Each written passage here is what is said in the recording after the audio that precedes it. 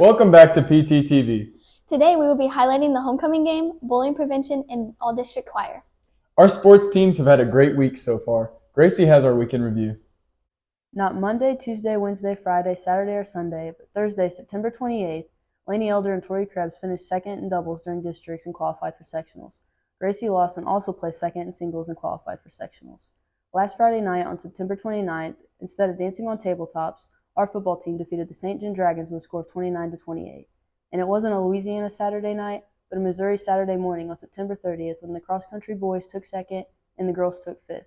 It was a manic Monday on October 2nd for Ava Robart, who hit 1,000 kills during the DeSoto game.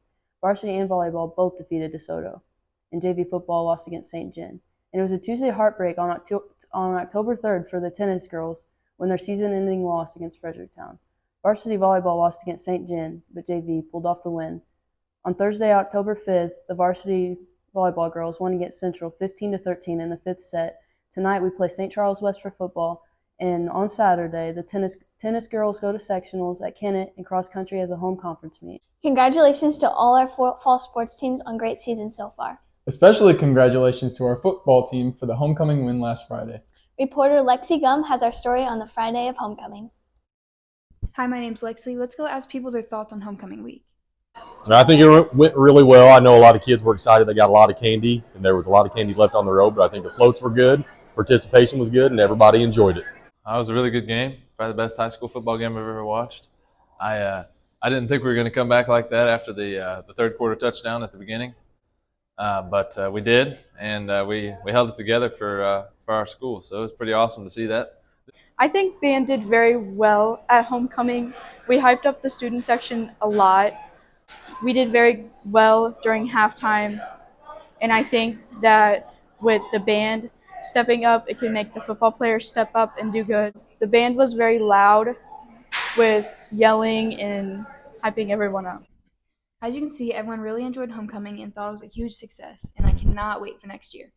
Last Friday was a great accomplishment for the Potosi Trojan football team. Speaking of great accomplishments, last Monday, 10 of our choir students made the all-district choir. Lainey Drennan has more on that. Last Monday, 20 of our PHS students went to Hillsboro to audition for all districts choir. This is what they had to say. I'm pretty proud of myself because my sophomore year I went to district auditions and I didn't make it. That really sucked. It was pretty sad. But then last year I made it and I cried tears of joy. But this year I didn't cry, but it did my head. Well, I have to prepare our kids before we get there, and since they're singing an Italian song, they have to pre-audition in class. Since we have 58 kids, our school can bring 20. So we pre-audition, and Miss Sensorpini and I chose our 20, and 10 of those kids made it, and 7 qualified for state. They are all very well-deserving, hardworking kids, so I'm really happy for them. Moments like that are what make my job worthwhile, is getting to see that joy and getting to be one of 2 people that has that information and be able to give it to them in a creative way each time. So for example, like Noelle Porter, who's far away from this recording right now, but she, since she made it and she's a big T-Swift fan, so her binder said in her all district era. So I'm hip like that. And then other people had very personalized messages. So that was really fun, coming up with creative ways to let them know that they'd made it. Congratulations to all 10 that made it. Back to the studio. Great job, choir. In other news, October is Bullying Prevention Month. Here's what Grace has for that. October is Bullying Prevention Month, and this week we have had a great kickoff to it here at the high school. Bullying Prevention Month is about raising awareness that bullying prevention is a real thing and that it happens through almost high school. And it gives examples for even if you think you're not necessarily being bullied, it may or may not be that situation, and that way you can find help.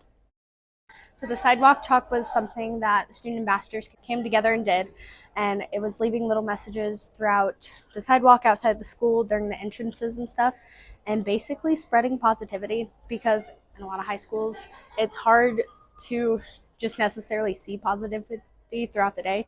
I'm always a big fan of Spirit Weeks. I love Spirit Weeks. I like dressing up. I like having fun little things to do. So in the theme of keeping us together and kind to one another, we could do group dress up days, or wear color with your class, and stuff like that. I always like Spirit Weeks. Yes, group spirit week, spirit days, making us all feel unified. We're looking forward to a great rest of the month of October. Now back to the studio. There are many great things happening in PHS for bullying prevention. Outside of PHS, there seems to be some great things happening as well. I don't know if I'd say great things, but it's something. As many know, infamous singer Taylor Swift and Kansas City Chiefs tight end Travis Kelce have been rumored to be together.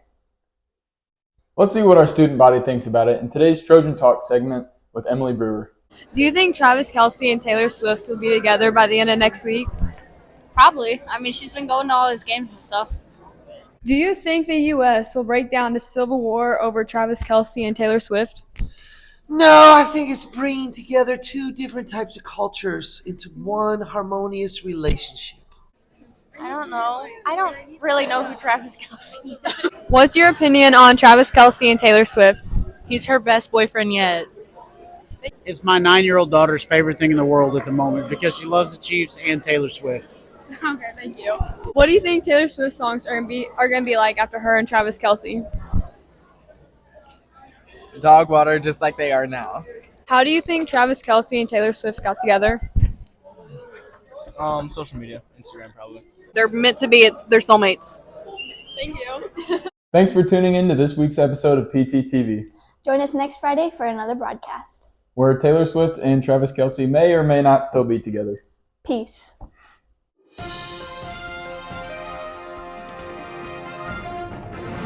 All right. If you caught all 5 songs during the sports segment, go to Miss K and she will give you a prize.